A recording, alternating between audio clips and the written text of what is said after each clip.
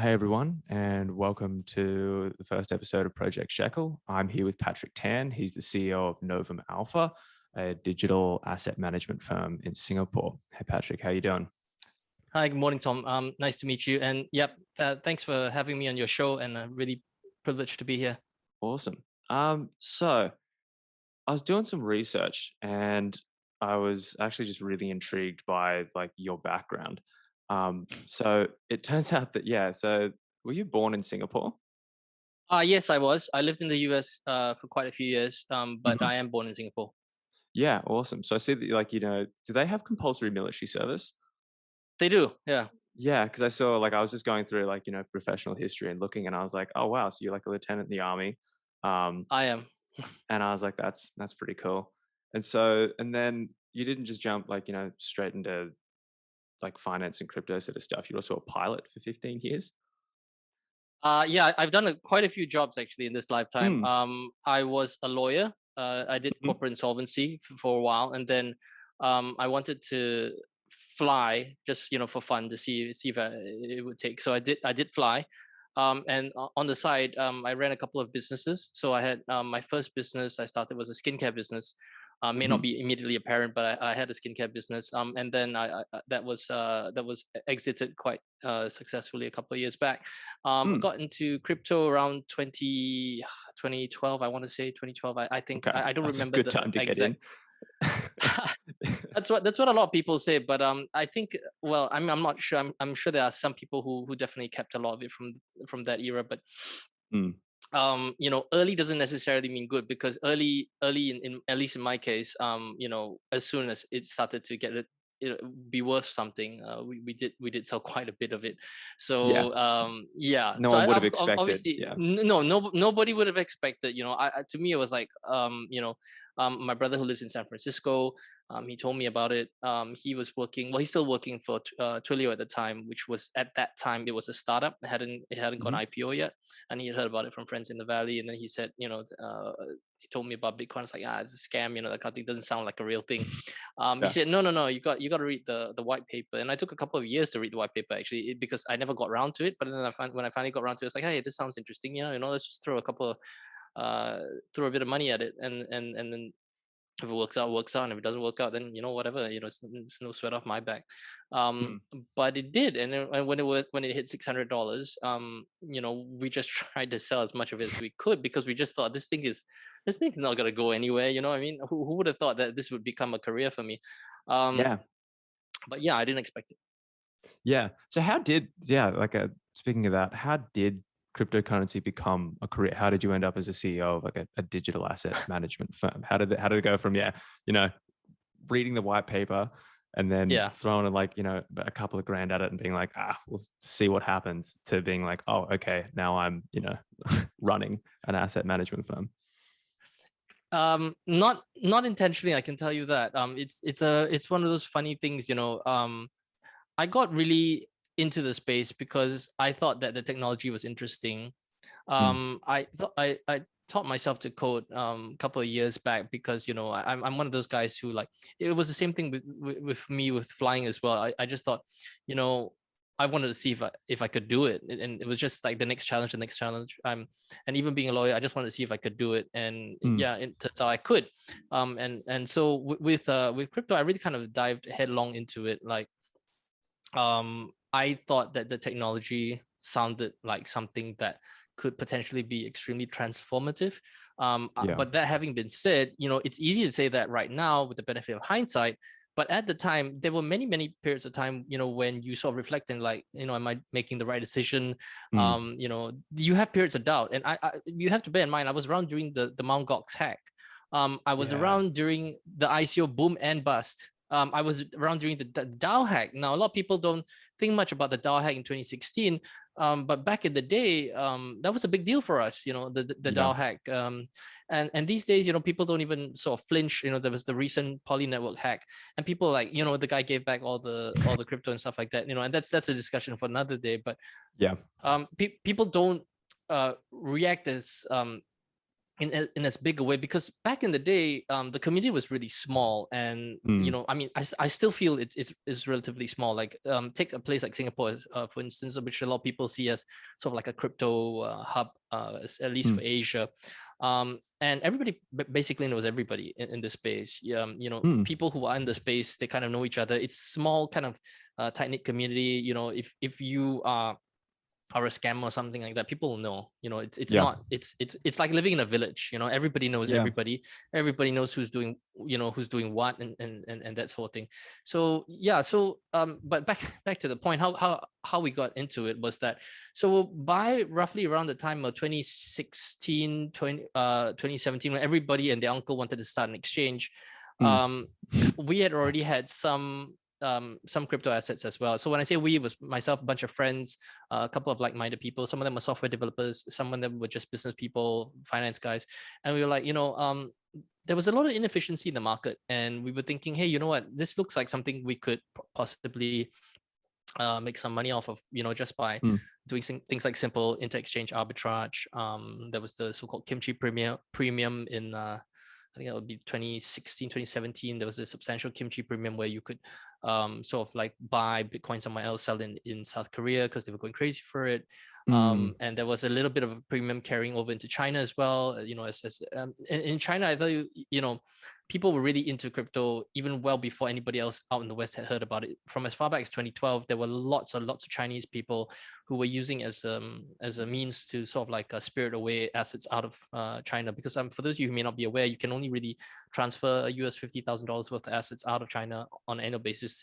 Granted, a lot of Chinese transfer way more than that, but Ah, Bitcoin okay. was one of yeah. So Bitcoin was one of those I didn't ways. So yeah. I didn't realize there was a There is limit on foreign there like is there transfer is out of yeah, China. yeah. Wow. Okay. There's a capital control. So they they cottoned on to Bitcoin pretty fast, because to them Mm, it was like a no-brainer. It was like, for us who live in sort of liberal democracies, and for us to move money around offshore, overseas, especially living in a financial hub like Singapore, you don't think about it. Or if I needed mm. to travel, or if I needed to send money across to you in Sydney, it's not a big deal. A couple of clicks of the mouse, boom, it's done. But in Yeah. places like China, it's not so straightforward. And a lot of the Chinese banks don't have that integration with the New York banking system. That is just not such a straightforward thing to get money out of the country. So when they found out Yeah. about Bitcoin, it was really, really hot in 2012. And it's as far back as then that it really started to pick up. And so we were just doing very basic stuff like inter-exchange arbitrage. We wrote some very simple arbitrage boards, did some statistical arbitrage on the side, and we just started trading organically our own assets. And then one thing led to another. We got to know some people who were doing some deep learning algorithms, some machine learning algorithms. Strategies started to get more sophisticated. The industry as a whole started to get a little bit more sophisticated. You saw more exchanges. You saw a whole bunch of things that were changing and evolving, which, if I didn't have that privilege and that benefit of being in the space for so long, Mm, I would not have noticed. Because when you've been, it's like, I don't know, working in a fast food place, which I have. If it's like working in a fast food place, you'll notice, if everything's the same for a long period of time, you'll notice small changes over time. You'll notice things like, hey, something's different, that kind of thing. Like you'll notice a different change in the clientele and stuff like that. So we could see a palpable change, and this was one of those things that where the industry was just constantly evolving and developing at such a pace. So we knew we had to constantly swap out the algorithms and swap out trading strategies and stuff like that. And then the next thing you know, we were just managing our own capital for the longest time. We had people who, friends of friends and stuff like that, and saying, hey, would you like to manage some of our crypto assets first, and then later they wanted us to manage their stablecoin assets as well, which is essentially like a dollar denominated cryptocurrency. So we got into managed accounts. We did really well. As far back as mhm. 2018, we wanted to set up a hedge fund, fully regulated, fully licensed. Um, uh, at the time after the cryptocurrency crash, because we realized that there was a significant demand for a regulated outfit, a regulated entity. And I felt that, at least from a client's perspective, we really wanted to make sure that clients got access to the sort of those institutional grade tools, because we weren't very keen on taking additional new clients until these things were properly sorted, which is why we ran managed accounts, because we never ever wanted to take custody of clients' assets. Mm, A lot of people think, oh, it'd be a good thing. Why don't you take custody of the client's assets? But that's actually a bigger liability from my perspective, because that those things could get spirited away, not because I stole them, but because the exchange gets hacked or something. mm, Anything along those lines could happen, and those were not things that we were interested in doing. So we were always of the mind that if we could do API trading where a client maintains their own account with the exchange and then we just trade for them using our signals, that's absolutely fine, because I'm not taking custody, I'm not taking that responsibility for your assets. mm, And then, which is why we always wanted to start up a hedge fund. And it took about 3 years to find the right service providers. The industry just was too immature at the time. You didn't have proper custodians. The fund administrators didn't really know what to do. They didn't know how to handle the assets, or sort of like calculate net asset values and stuff like that. So really, one thing just led to another, and I kind of just fell into it to the point where I became the CEO of a digital asset management firm. So it was really mm, by chance. And honestly, it was just sort of being engaged in the industry. I write a lot. I think that's how you know me anyway. yeah. I write a lot. So and back in those days, I used to write, like, I used to churn out like 4 articles a day. These days I'd be lucky if I could get 4 a month. So Yeah. you know so that, yeah, it was just being really engaged, really interested in the space. I wasn't looking for a job, I'll tell you that. And I definitely wasn't looking to start up my own hedge fund. It wasn't like oh, okay, in so many years I'm going to start up a hedge fund, I'm going to get regulation and get licensed, and then here we are, 2021. We just launched, I'm proud to say we just launched a fully regulated digital asset hedge fund.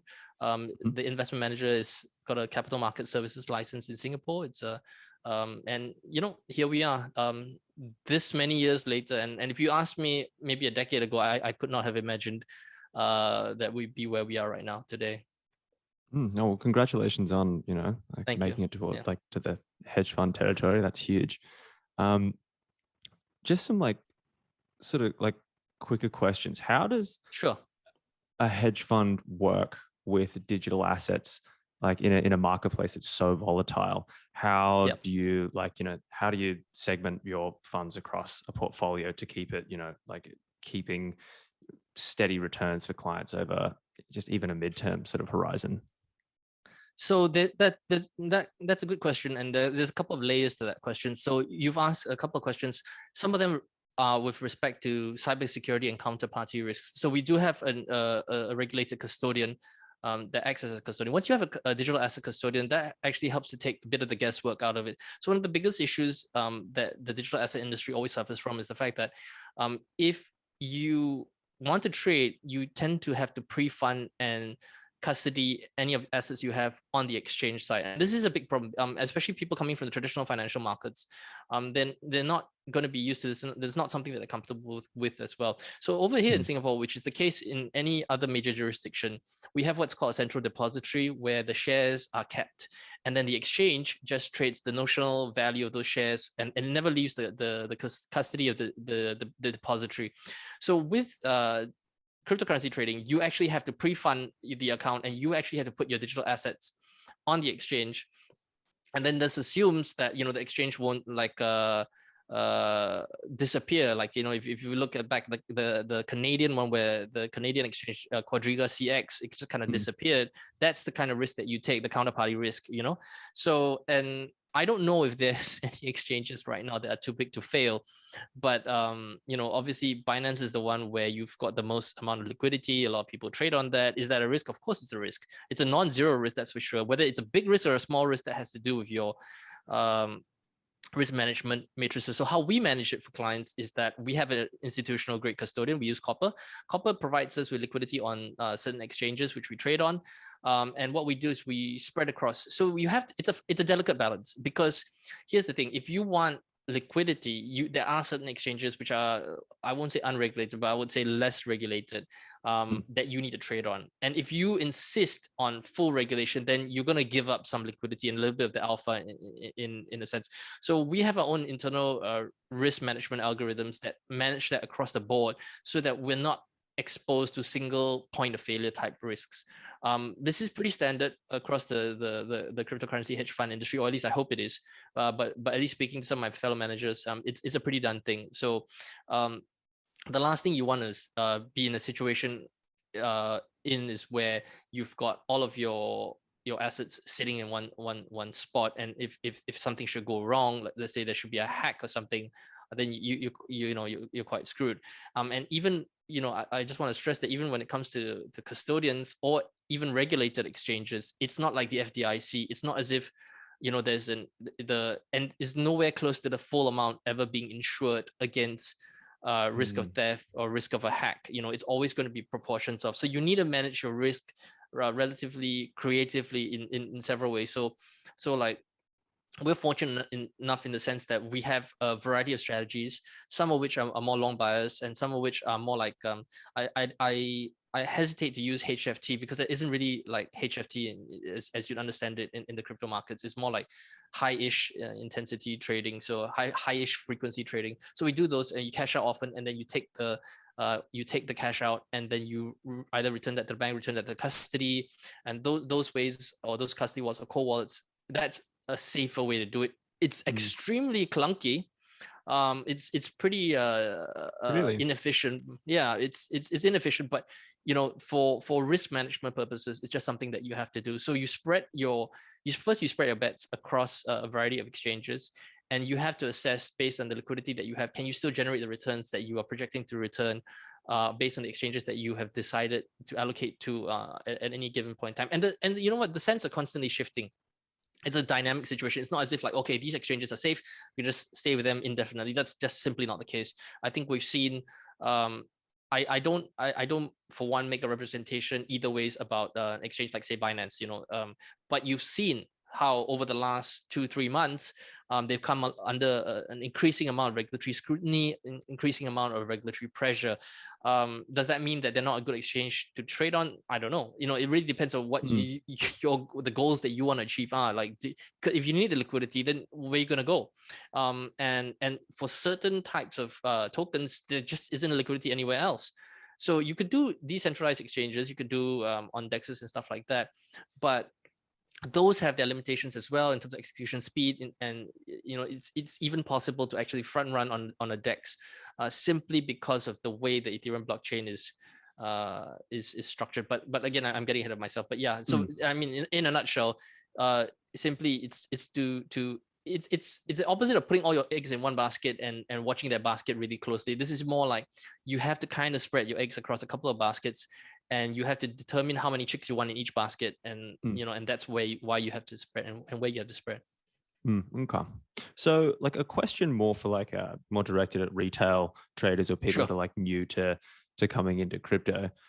What sort of like, exchange, like a sort of like a larger exchange just for like the regular trader who's looking to just invest like a little bit of crypto, what would you recommend for, which exchange like sort of takes your eye as the safest, like, lowest fees, just the best one for a new retail trader to look at? Well, I think if you're a retail trader, you really have to look at what is it that you're looking to do. If you're just looking to buy and hold, then it's pretty simple, because you're not going to worry too much about the fees, because presumably you're looking at, I don't know, 3-5 year time horizon. So like buy it like as if you buy baseball cards and you're keeping it for your kids to inherit and stuff like that. In which case, then it doesn't really matter how much you're paying in terms of transaction fees. What matters more is how you're going to get the on-ramp and off-ramp. So one of the more difficult parts when it comes to cryptocurrencies is that how do you get your cash to go in there and buy, and then how do you get it off the exchange to store it in the core wallet? So if you're planning to hold it, simplest way to do it is to, depending on where you are located. So if like say you're in Australia, I think Australia has the independent reserve. That's regulated by the ASIC, and they've just got a payment services license in principle out of Singapore. So that seems like a decent bet. Just go ahead, buy whatever Bitcoin, Ether, or whatever you like. Get the fiat on rails, which is the more difficult portion. Get yourself a core wallet, Ledger, Trezor, whatever you like. Make sure you buy it from the company directly. That's important. Don't buy these sort of things on secondhand markets or eBay because they might be compromised. So always make sure that you get your hardware wallets directly from the company itself. You can do that online. It's not rocket science. And then that's it. You buy whatever you're intending to hold for the long run. I know I know of guys who bought a lot of Shiba Inu who were just sort of like taking, you know what, I'm going to buy like $3 trillion worth of, no, not $3 trillion, but like 3 trillion or 3 billion Shiba Inu. And, if it works out, it works out. If it doesn't work out, it was good for shits and giggles.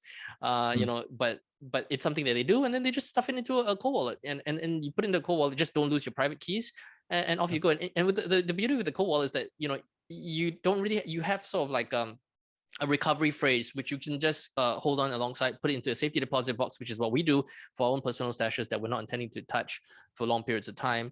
And then if and when the time comes, and you want to release it, you can release it back and sell it back into these regulated exchanges and stuff like that. So it really depends on what retail traders want to do. If you're looking to do like active trading and stuff like that, I recommend you get started with some bots because, this is a 24/7 market. And if you've got a view, to trade, then you need to trade actively, and you do need the help of robots. There's a bunch of tools out there. There's cryptohero.ai. You can use Hummingbird. There's so many tools out there. Obviously, there's always a question: which ones work, which ones don't work, which ones are good, which ones are not good. And that's really is a process of discovery. And that's the thing I like about the space. It's kind of like, it's, you don't just invest in terms of your money, but you sort of invest in terms of yourself, your intellectual capabilities, your interest to read. I mean, the way I tell people who are just getting started in the space is that I hope you really like reading, because this is a space where you're gonna just constantly be reading a lot, and it's tough, and that's why it's so susceptible to scammers, because this is one of the more challenging and tricky industries to be in, because you need to have an understanding of economics, game theory. You need to have at least some degree of understanding and knowledge of computer software, coding, and understanding. It's not difficult, but it is rigorous. And then so you need a bit of experience in finance. You need a bit of experience in computer science, and then you need to be able to blend all of these things. And now legal and regulatory issues are coming in as well. You need to be able to balance all of these issues so that you get into a situation where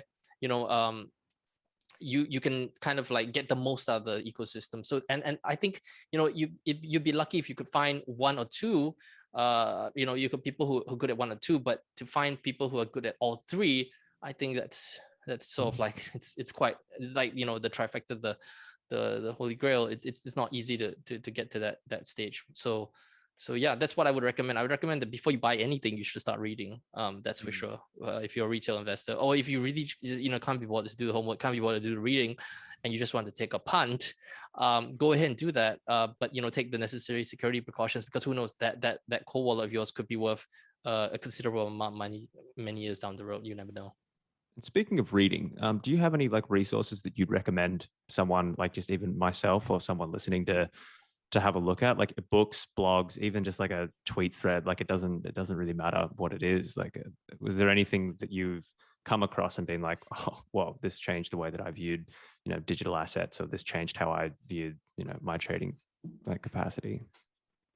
Right. So I think if you were just starting off and you really were just, you just wanted to sort of like get a quick and like a down and dirty introduction into the space, there's this one book that I always recommend. It's written by two New York Times writers called Crypto Assets.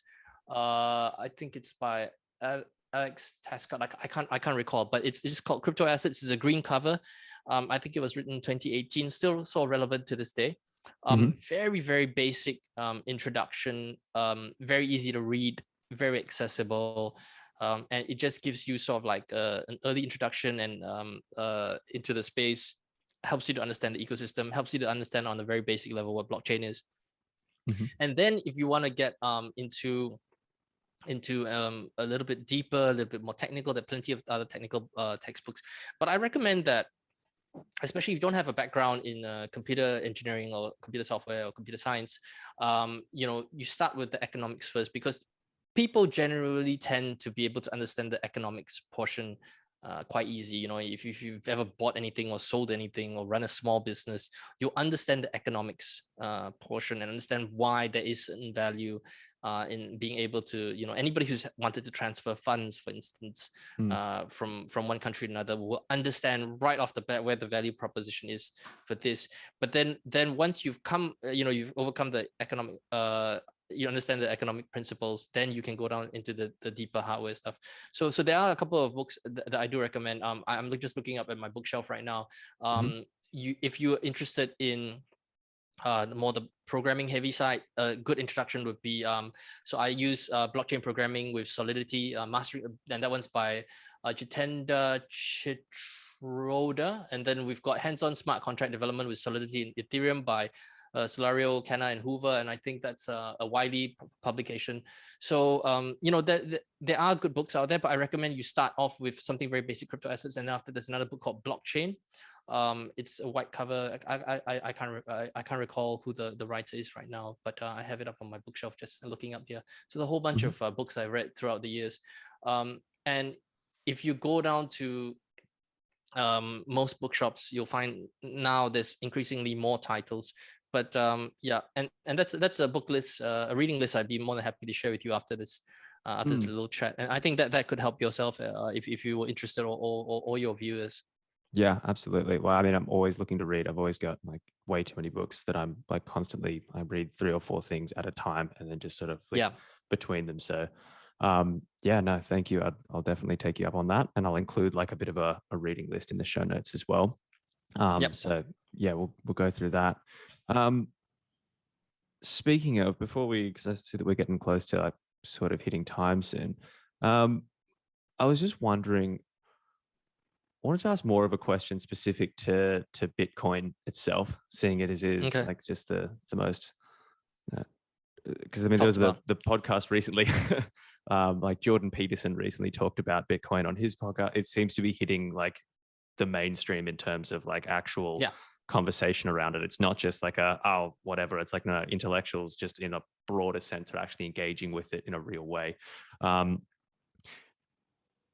what are your thoughts just like on Bitcoin as an asset? Where do you see it? Because I know that Nassim Taleb in particular has come out and done like a full 180 and being like, I refuse. It's a Ponzi scheme. I'm not touching it. Like it's going to Yeah. Yeah. zero. Like it's doomed. So it's funny seeing people break from Bitcoin at the asset itself, and then other people are consistently joining. What do you see?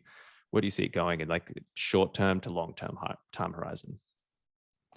Okay. So I've seen this go from what I was convinced was a scam almost a decade ago, to not expecting it to be where it is today in sort of like the popular consciousness and stuff like that. You've got banks. You know, if for those who have been in the crypto industry for a while, they'll know for a fact that, you know, just even something as seemingly simple as establishing a banking relationship, for us it wasn't straightforward at all. No banks wanted to do our own banking for our companies and stuff like that. um you know, I've seen that, and to the reverse, where now banks, I wouldn't say they're courting us, but they're open to us Mm. doing business with them because they recognize that, you know, we do have the proper AML KYC measures in place. We do have you know, industry standard risk management. And right now, today, you know, there are a whole bunch of blockchain and crypto ancillary cottage industries which cater to the needs that we have. And I know we're going to digress, but I just want to talk a little bit about the Poly network hack, Mm. just a little bit, to show, you know, just how far the ecosystem has come.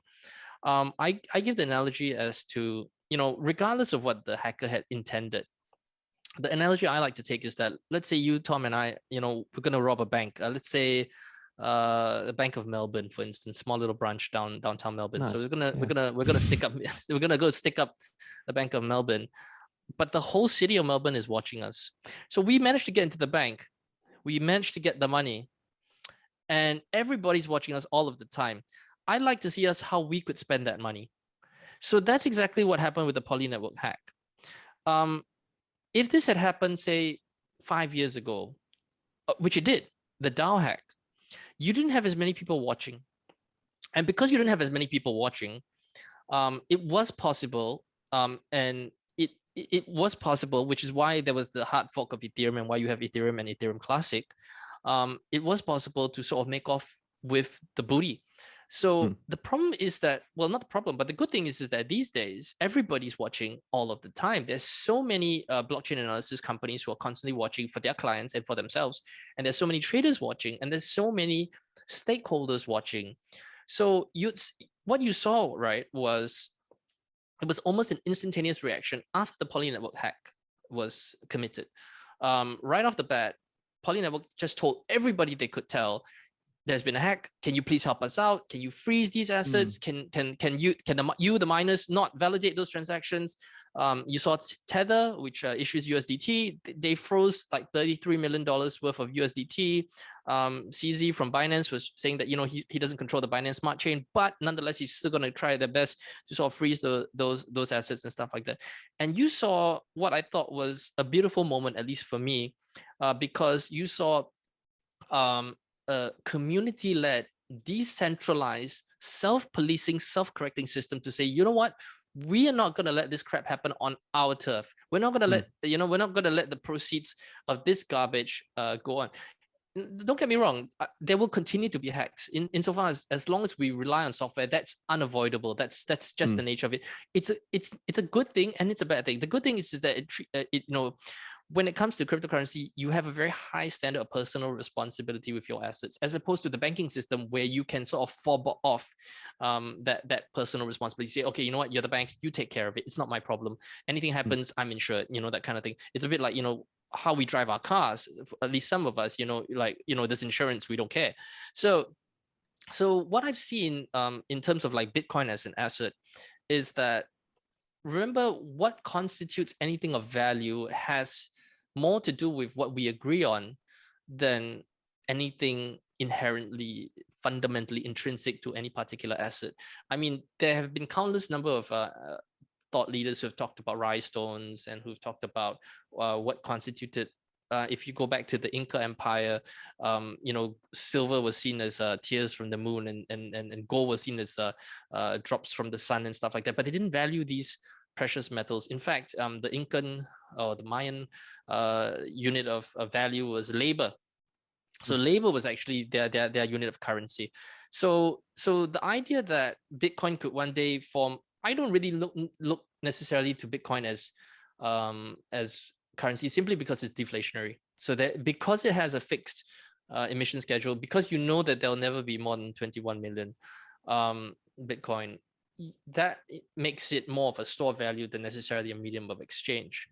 So if sufficient numbers of people agree that this is a store of value, a way for us to all keep score, and as more and more people start to agree that this is a way that we can all keep score, then that will become sort of the de facto standard of what a store of value is.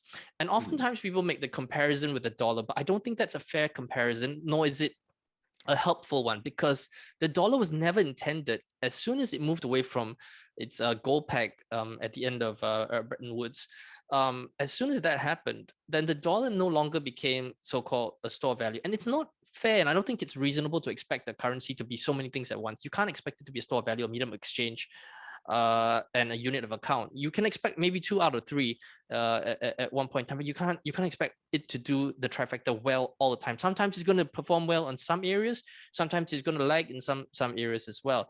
I don't think that national or fiat currencies are necessarily going to evaporate. I think if we go back to the Roman Empire, if you've seen what's happened, what happened with the debasement of the denarii, it took time, even after the fall of the Roman Empire, before that currency eventually became, it obliterated.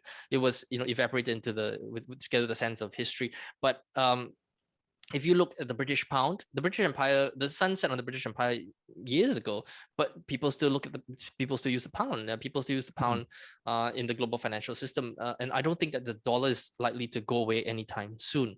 So where Bitcoin, I think, sits, if I were to put on my fund management hat, if I was advising a family office and stuff like that, I would say that for family offices and for high net worth individuals, for them, the key, of course, is wealth preservation, which is why they tend to invest in things like real estate, stuff like that, stuff that they, whether it's a finite quantity, you can pass it on to future generations, you can improve on the asset and stuff like that. So when it comes to Bitcoin, if you look at it as a store of value, even a small allocation, and I think Morgan Stanley did a report on this, if you don't exceed 5%, the risk reward ratio is pretty low. And risk, it's pretty high. So, you don't take much risk, and the rewards could potentially be very high. So in that sense, Bitcoin as a store of value, yes, but in terms of price, which is what a lot of people like to ask, and they'll ask me, like, how much is it going to be worth, X amount? And the truth of the matter is because it's an unconstrained asset, it could be worth anything you say it is. I could say $100,000 by the end of the year, and I could be right, and you could say zero at the end of the year, and you could be right. Not likely, but as long as it's up for discussion. Where I think we've reached, I think in terms of the evolution of Bitcoin, is that right up to after the Mt. Gox hack, I do recall a couple of episodes where I personally was wondering whether this thing would be worth anything at all, simply because it didn't seem to be getting out of that small little ecosystem that we were so intimate with, that we knew so well. It just, and in the 2016, 2017, there are all these events, there are all these meetups, and it's always the same old people. And you keep going for all these events, and you just kept seeing the same old people. What we saw a change was around 2018, when we started to see a lot of the guys who were FX traders, Forex traders and stuff like that, they started to spill over into the space after the market had crashed. So, and I think now where we've come to the point where, you've got ETFs which track Bitcoin. You have mutual funds. You've got the world's biggest money managers, BlackRock, giving its clients exposure to Bitcoin. So I think we've gone past that point where we can say that it is worthless. I don't think that it is worthless. How much it's worth, though, is a different story altogether. I mean, that's something that's up for debate. And I like this because it's up for debate, and it's a contest of narratives as opposed to a contest of supply and demand and stuff like that, because we know what the supply is. It's transparent. It's not like the Federal Reserve that can keep printing more dollars and stuff like that. So that's where Bitcoin's value lies. But I think for people who are looking into the cryptocurrency industry and they're just looking at Bitcoin, it's a little bit myopic, because you're sort of missing the forest for the trees. There are so many more things that are happening right now in this ecosystem that warrant your attention way more than Bitcoin. People, and I could not stress this enough. People look to cryptocurrencies as a way to make a quick buck. Yes, you could get a relatively high return in a relatively short period of time in this space. Let's not deny that fact. That's true. That could happen. But if that's your sort of raison d'etre, your purpose for being in this space, then you might have missed the forest for the trees, because there is so much more. Ethereum, which is what a lot of us look at, it's sort of like the world computer, and you are paying to use that world computer for doing things like without trusted intermediaries, without trusted third parties and that kind of thing. And just think about the value of that on a global scale, where we don't need, like, for you, I've never met you in person, but you met me. If we wanted to transfer money to us, we'd have to use the banking system and stuff like that. But now, if you give me your public wallet, I could shoot some ether out to you just like that, and we pay the gas fees, no big deal.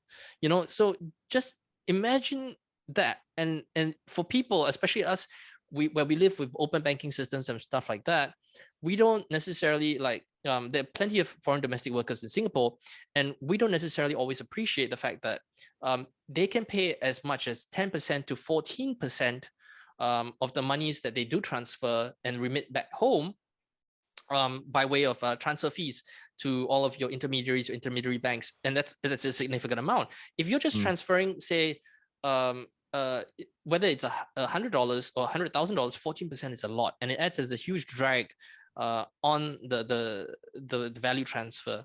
So just that alone, and it's no wonder why it catches on so quickly with especially people who do not live in countries where you have easy access to remittances and stuff like that. And just think, I mean, these days credit cards and debit cards are pretty prevalent.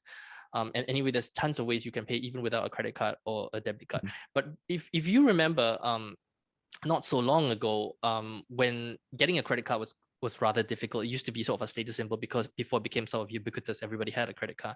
But if you do Mm. recall, not so long ago, not having a credit card meant that you were completely outside of so many of access to goods and services and things like even booking a hotel and stuff like that. You couldn't do a lot of things. You couldn't do anything basically on the internet without a credit card. And so what we've seen, or at least what I've observed, is that we've gone from the internet of information to sort of the internet of value. And I think that's what blockchain and decentralization and Mm. cryptocurrencies represent. And a lot of people also ask, is this, you know, is it, are we late? No, I don't think so. At each point in time, like over the past decade, I'd always, lamented, it's like, oh, I'm quite late into this game. But even here in 2021, even with Bitcoin, I don't know how much is it today, 47, 46. Yeah. Whatever it is, a lot of people say, oh, is it too late? Is it too late for me to get in? I think you're missing the point. You have to look at the ecosystem as a whole. When Ether came out, it was cents on the dollar. It was literally like 8 cents, at one stage. So, Yeah. so yeah, so it's just just to put things in perspective, um, you have to look at the value of the ecosystem as a whole. What is it that cryptocurrencies, blockchain, Bitcoin, what is it that they are trying to do? What is the problem that they're trying to solve?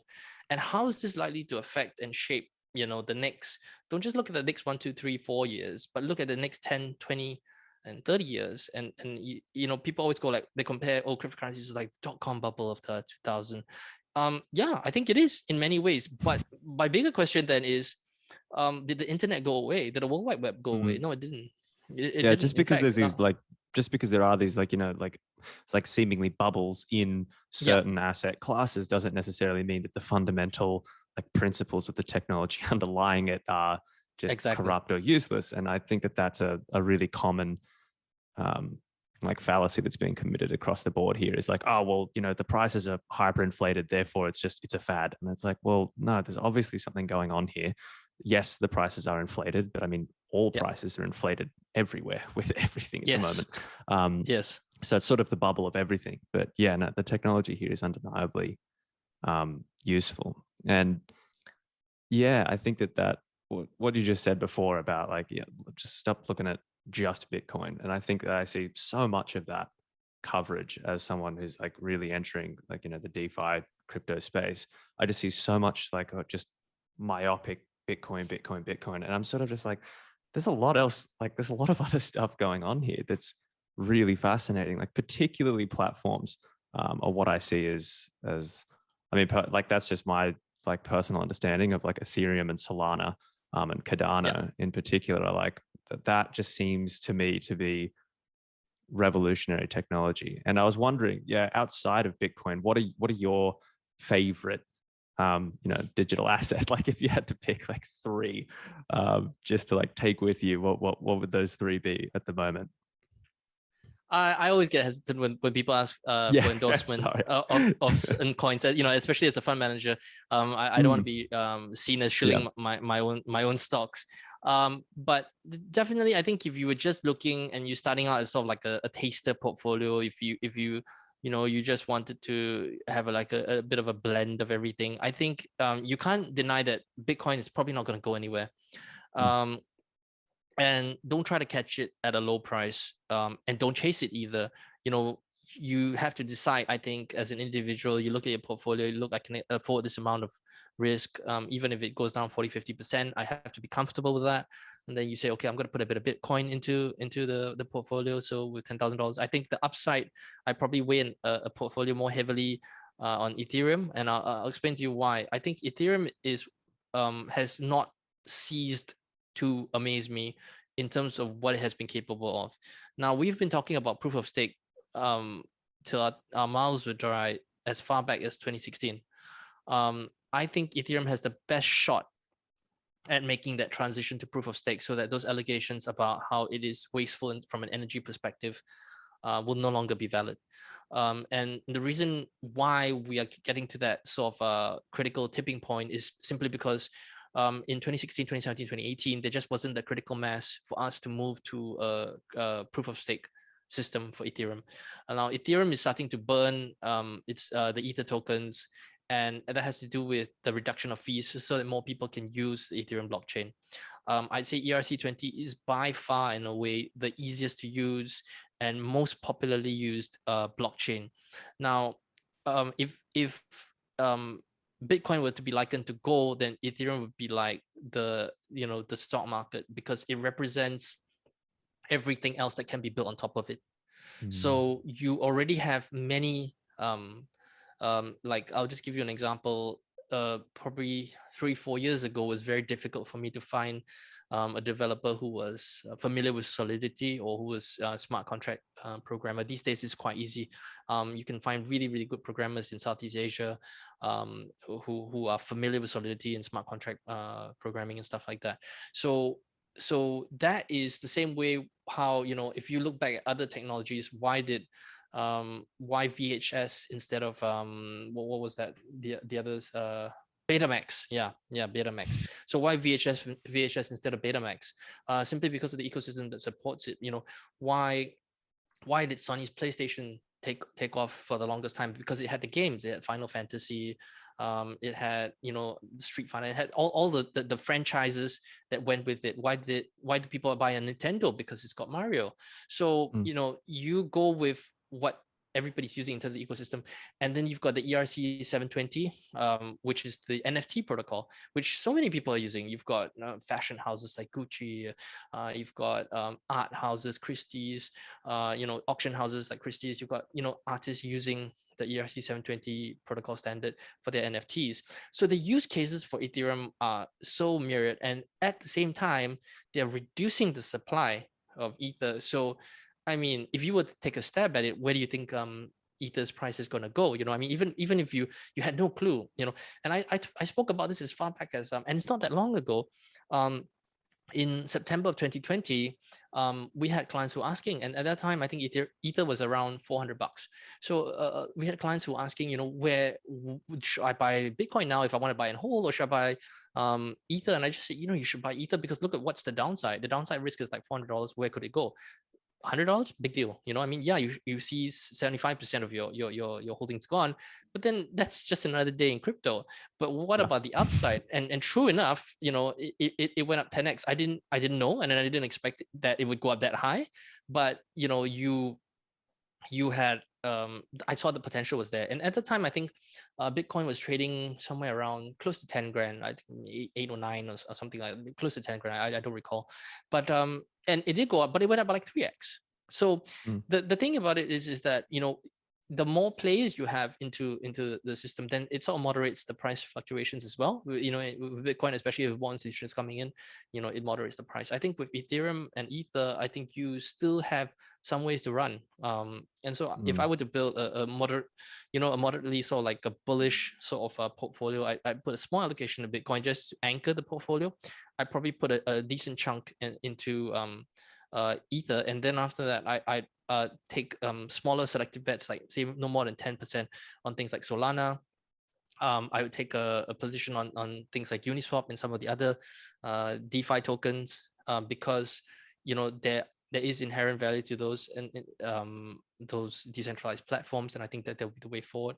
I think a lot of people oversold on even Binance Coin. So Binance Coin is also the stuff that powers the Binance Smart Chain, which and people don't necessarily make that distinction between what is Binance, the centralized exchange, and what is Binance Smart Chain, which a lot of developers are moving to, and who had moved to, because the gas fees on Ethereum got really high. So they moved off across to the Binance Smart Chain, where the fees are way, way, way, way lower. So they started to build applications on top of that as well. So I think by and way, Ether and Ethereum is still a good bet. Especially, you saw the successful completion of the London hard fork. It may not seem like a big deal now in 2021, but if we go back a little bit in time, even something as simple as increasing the block size was such a contentious issue with Bitcoin that it resulted in the hard fork to Bitcoin Cash, and then later on Bitcoin Cash, Satoshi's vision, which boggles the mind, because I mean, to most people, they wouldn't think that something as significant as the size of a block should be something that should be that should cause a hard fork. But because crypto is one of those spaces where I don't like you, I don't get along with you, I'm going to go off and build my own blockchain. And you can do that. And that's the thing. And you have that freedom to do that. So what we've seen with Ethereum is that it's been an incredibly resilient blockchain as a whole. It's managed to survive the DAO hack. It's managed to cross that moral hazard where they said, you know what, we're not going to recognize the proceeds of that hack. The Ethereum blockchain is still in its infancy. It cannot recognize the proceeds of that hack, and then you had some really, really hardcore purists and fundamentalists who said, no, the chips should lie where they fall. We need to recognize the proceeds of that hack and continue on as if it happened and not pretend it didn't happen. And so then you ended up with Ethereum Classic. But where's Ethereum Classic today? Where's Ethereum today? It's no brainer. Now with the benefit of hindsight, we know for a fact that the community and the ecosystem as a whole could see the value in not abiding by those strict, harsh rules, because we're human after all. We do make mistakes. So you had Ethereum do that, and more importantly, you managed to find that consensus to the fee adjustments, and it looks increasingly apparent that we will get that consensus on Ethereum to move to a proof of stake mechanism. Now, let's just talk about any other typical Western liberal democracy. How difficult is it to get to consensus? You have let's take Australia, for instance. How many prime ministers have you had in the last decade? I mean, too many. Yeah. So, I cast no aspersions, but on Australia, obviously. But if you look at Congress, you look at politicians, just a simple thing as coming to consensus is so difficult. Bipartisan agreement on anything is so difficult. And imagine now you have this technology, this transformative technology, where you don't even see your counterparties. You have decentralized actors all across the world who are all looking out for their own self-interest. And yet they were able to come together and say, you know what, we agree that this is for the good of the Ethereum blockchain, which serves us all better as a whole. And therefore, we are going to agree to this consensus. How amazing is that? And most people outside of the ecosystem just kind of take it for granted. It's like, oh, okay, they went a half, what's the big deal? If you go and look at the crypto industry's history, coming to a consensus, it is a big deal. Even though the consensus mechanism was built into this technology, it is incredibly difficult to achieve. Let's not even talk about achieving consensus on the decentralized sphere. Let's just talk about trying to achieve consensus in our own politics, and we can't even do that. So that's why I'm quite bullish on Ethereum, and that's why it's one of my favorite cryptocurrencies, by and away, simply for its use, and we use it as well in a variety of our own software development and blockchain applications, which we write on. So I just want to caveat that I am slightly biased because we are big users of Ethereum as well. Fantastic. Yeah, it is fascinating how these like atomized systems do reach such like unanimous decisions on these things just purely out of self-interest. It is like a testament to more free market style of economics. That was like a fascinating conversation. I will get that book list off you as well. I really want to like dig through some of those and have a look and put it in the show notes below so that people can have a look through. Yeah, thank you so much for your time today, Pat. That was absolutely awesome. Thank you. I'd Thank you, love Tom. to do this again when we have some. Anytime. Yeah, it'll be absolutely fantastic. Yeah. So, yep. Enjoy talking to you. Thank you so much. Cheers. Cheers. Thank you, Tom. Hey everyone, thanks so much for tuning in to the Project Shekel podcast. I really appreciate everyone who gave this a listen. If you were confused by some of the stuff that Pat and I talked about, I've actually added a bunch of links in the description below to the stuff like, Mt. Gox scandal, the Poly attack, all the sort of semi-jargony stuff that we covered is in the description as well. If you were interested in the books, they are also in the links below, so you can go get your hands on them through there. As always, don't forget to hit like and subscribe. I really appreciate it, especially as a new channel. And there will be a lot more videos coming. There will also be new podcast episodes added every few weeks once I find, cool new investors and people to talk to. So yeah, thanks so much for tuning in. See you again soon. Cheers.